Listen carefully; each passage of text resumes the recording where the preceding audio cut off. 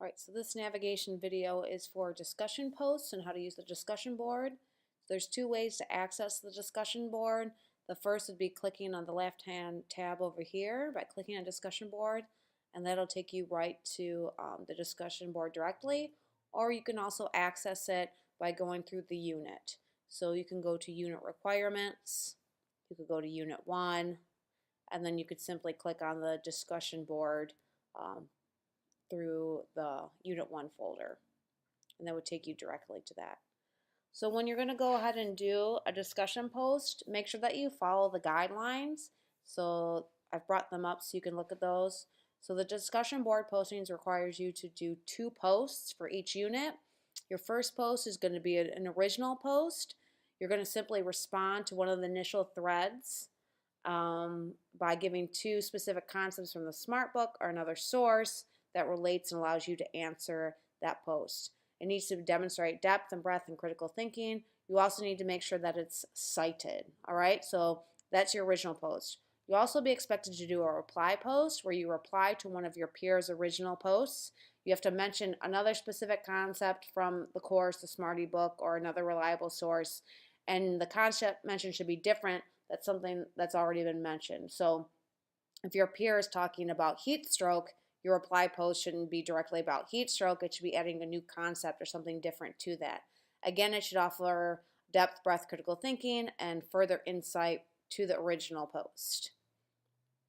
Other things to keep in mind, you have to go ahead and do an original and a reply post per unit in order to get any credit. If you do not do 2 posts, you do not get any credit at all. And again, they must reflect in-depth responses. Usually the sooner you do your original posts, the sooner you can do your reply posts. So I do not recommend that you wait until the end of a unit or close towards due dates to do original posts, because then everyone is kind of scrambling to do their reply post. So if you work ahead and kind of get your original post taken care of sooner, that's going to allow you to get your reply post taken care of within a normal, relatively time frame. So don't forget to go ahead and review those. Also, this is the grading rubric that I go ahead and use to assess them, so make sure that you take a look at that. Again, making sure that you're addressing all of the criteria and also making sure that you're citing your posts as well. So if we go ahead and slide back over to the actual discussion board, for each unit, there's going to be, usually 3 to 5 threads. You'll simply click on one. You don't have to reply to all of them. You just have to reply to one. So say, for example, you decided you're going to reply to this one. And so I'm going to go ahead and I have a prompt there for you.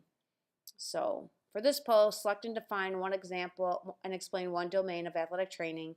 In addition, provide an example of a role or responsibility an athletic trainer would have that falls within the domain by applying the domain and the role of the athletic trainer to a specific concept you learned in Unit 1. All right, so in order to do your post, you would click reply, and then you would simply go ahead and type in your response here. Make sure you cite.